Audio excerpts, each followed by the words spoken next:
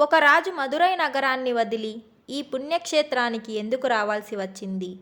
త్రిమూర్తులలో ఒకరైన శివుణ్ణి అర్చిస్తూనే శివకేశవుల మధ్య భేదాన్ని చూపిస్తూ ఆయన చేసిన ఆ పెద్ద తప్పు ఏంటి? ఈరోజు మన వీడియోలో దీని గురించి తెలుసుకుందాం. వీడియోను చివరి వరకు చూడండి.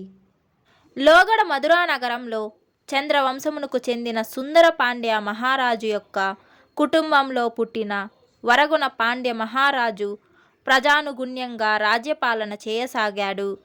ఆ మహారాజు కాల వైపరీత్యం వల్ల ఓనాడు పిప్పలాద యోగీంద్రుని దర్శించాడు. తన కులదైవమైన పరమేశ్వరుణ్ణి మరచి మోహభ్రాంతితో ఇలా అన్నాడతడు యోగీంద్రునితో, స్వామి, తమరు మహానీయులు. సంసార బంధం నుండి ముక్తి పొందు మార్గం అనుగ్రహించి నన్ను ధన్యుణ్ణి చేయండి. ఇలా అడిగిన మహారాజుతో పిప్పలాదుడు ఇలా సమాధానం చెప్పాడు. మహారాజా, నీవు చాలా పొరబడుతున్నావు. ప్రమాదం కొని తెచ్చుకోకు. నీ కులదైవమును విస్మరించి మరో దైవమును పూజించి తరించాలని యోచిస్తున్నావు. నీవు ఎన్నుకొన్న మార్గం మంచిది కాదు. హరిహరులకు అభేదాభాదం ప్రస్ఫుటంగా ఉన్నవారికి ముక్తి లభించడం తథ్యం. భేదభావం చూపువారికి ఏనాడు ముక్తి లభించదు. వ్యవహారిక మగుభేదం కులస కుంభముల వలె కనిపిస్తుంది.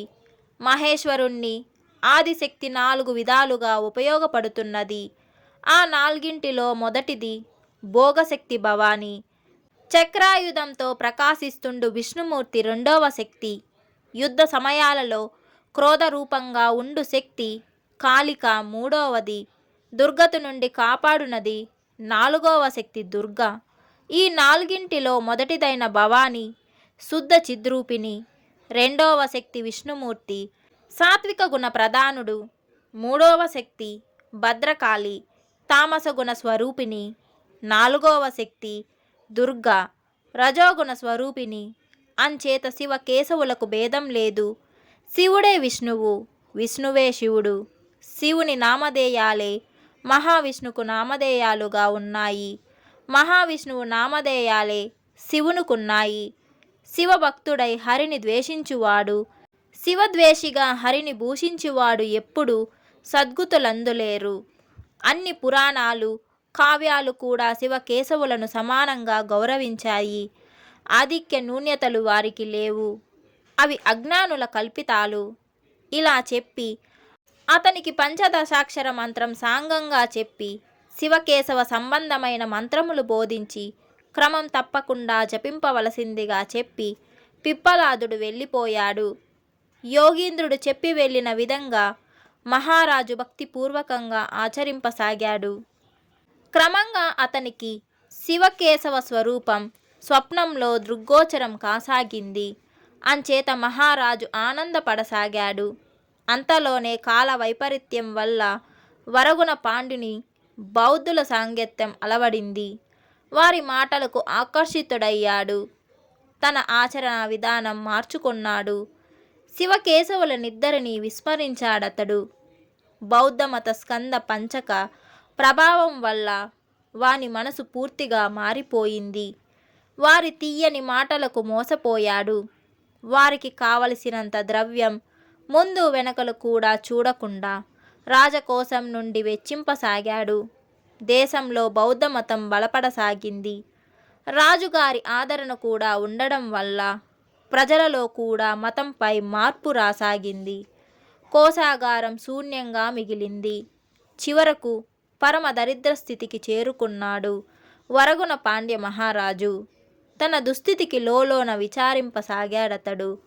మానసిక సంక్షోభం వల్ల అపస్మారక స్థితిలోకి చేరుకున్నాడతడు. రాచకార్యాలు సైతం నిర్వర్తించలేని స్థితికి దిగజారాడు. ఓనాడు దైవానుగ్రహం వల్ల నారద మహర్షి దర్శనం లభించిందతనికి. అతని అనుగ్రహానికి పాత్రుడయ్యాడు మహారాజు. నారదుని ఉపదేశం వల్ల యథాప్రకారం శివకేశవ పూజకు సమాప్తుడయ్యాడు. కొంతకాలం గతించిన తరువాత క్రమంగా కోలుకొన్నాడతడు. నారద మహర్షి లోగడ ఆదేశించిన విధంగా శ్రీకాళహస్తి క్షేత్రం వెళ్ళి శివార్చన కొనసాగించాడతడు.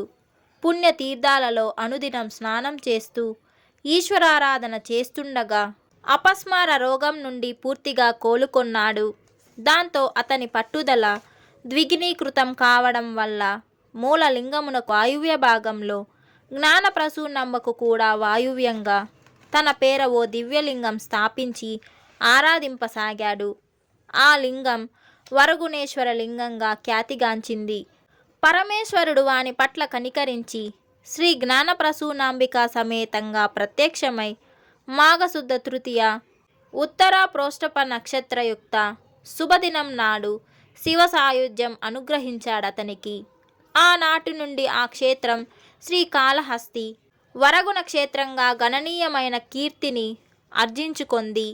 మాఘశుద్ధ తృతీయ నాడు వరగుణ పాండ్యునికి దైవ సాక్షాత్కారం లభించడం వల్ల ఆ శుభదినం నాడు విజ్ఞాన క్షేత్రంలో వరగుణేశ్వర లింగ దర్శనం చేసి స్వామివారి ఎదుట పంచదశాక్షర మంత్రం పఠనం చేయడం వల్ల ముక్తి లభిస్తుంది.